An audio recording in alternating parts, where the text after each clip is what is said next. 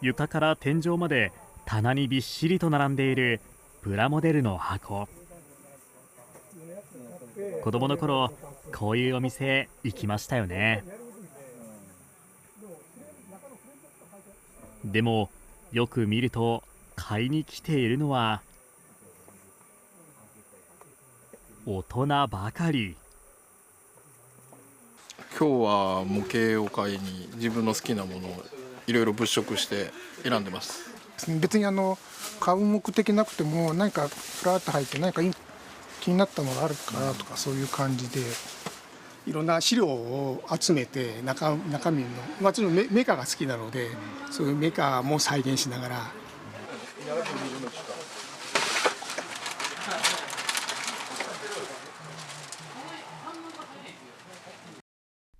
実はこの店、愛知県半田市で70年以上続く老舗の模型屋さんなんです。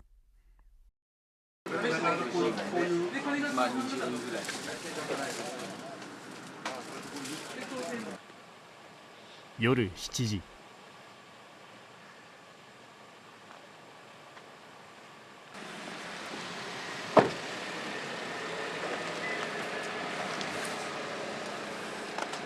先ほど模型屋さんにいた大人たちが集まってきました。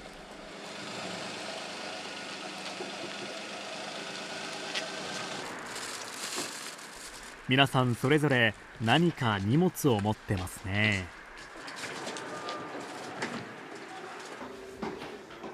気になるのでちょっと覗かせていただくことに。ここかな？お邪魔します。こんばんは。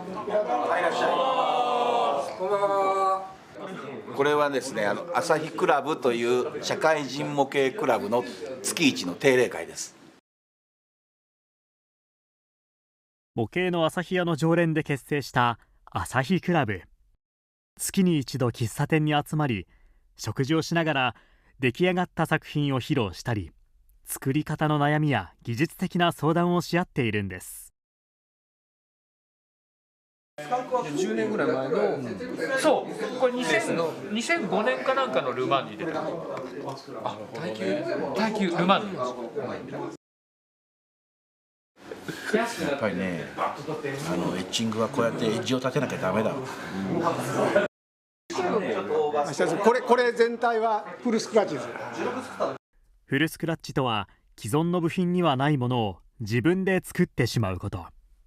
イラストを参考にですね、こういうフルスクラッチ、いやいい感じですよ。こういう作ります。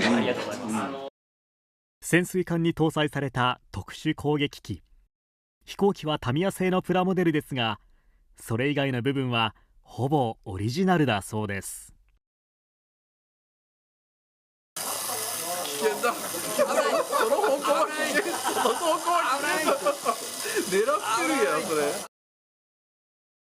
50代を中心に20名ほどのメンバーが参加する朝日クラブ。会員それぞれが好きなものを作り、年に数回作品の展示会も行っています。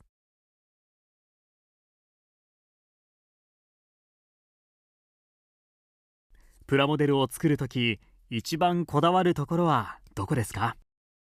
大体皆さん多くは吹き付けでエアブラシっていう吹き付け塗装をするんですけども、光沢、ピカピカに鏡面仕上げっていうの、顔が映るぐらい、このような。これプラスチックですよね。本物の車みたいにテカってますけど。こちらの方が一番ですね。艶出しは何回も塗ります。一番最初はそのボディ、ボディなんかでいうと、まず下地定着用にサフェーサーというグレーの色を塗って、その後白で、これだと赤の発色を良くするためにピンクを塗って赤を塗ってで、その後艶を出すために今度クリアというニスみたいな塗装をずっとどうだろう5回か6回ぐらいしっかり拭いて十分乾燥させた後にさっき言ったように磨きます。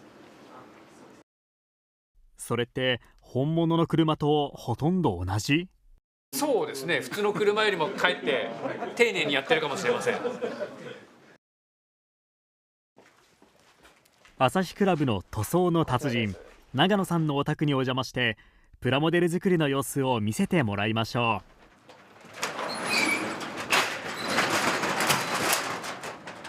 ここですか？そうです。ちょっと長野さん、自慢の秘密基地めちゃくちゃかっこいいじゃないですか。棚には組み立てられるのを待っている新しいプラモの箱がずらり。男なら憧れますよね。この赤い工具入れ、そして職人さんの仕事場のような作業デスク。部屋から家から離れてるんで、匂いがしても家族にいろいろ言われることはないです。もともと社宅に住んでいた長野さん、プラモデルを作るためのガレージがどうしても欲しくて家を新築しました。これも、コツコツと自分でホームセンターに通って壁紙貼ったり床の、ビニールクロス貼ったりをずっとコツコツ繰り返して。ではここで長野さんの得意技磨きと塗装テクニックを見せていただきましょう。取り出したのは車の裏側。ここはこう覗き込まなければ多分見えないと思います。じゃあどうしてそこまで塗るんですか？なんでしょうね、やっぱり自分が楽しいんですよね、これやってると。本物、できる限り本物っぽく、4回塗装してシールを貼り、5回ニスのようなクリアを塗って磨きの作業へ。プラモデル用のコンパウンドを使って本物の車のような光沢に近づけます。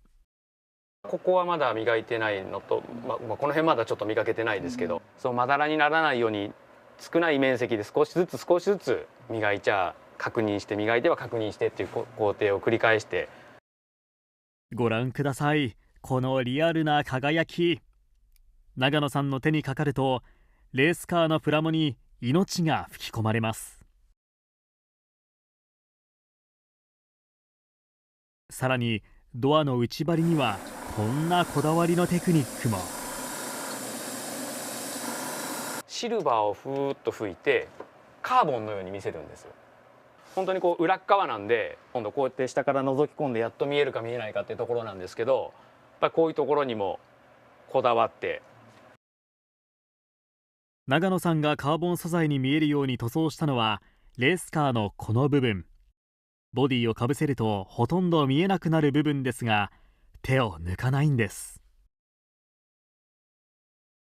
出来上がりがこちらです。コンパウンドで2種類使って、磨きました。で最後にワックスをかけて実写と同じように光らせました。あれはですね、このどこって言うかな、このドアの内側なので、こう覗き込んだ時にちらっと見えるんですね。光がどっかから当たった時に、これカーボンっぽくなってるなと、ここはプラスチックの部品だから艶が違うなというのがどっからかこう覗いた時に分かる程度なんですけど、それでいいんです。プラスチック製のプラモデルをカーボンや金属に見せる長野さんの超絶テクニック。本物に近づけることが長野さんの喜びなんです。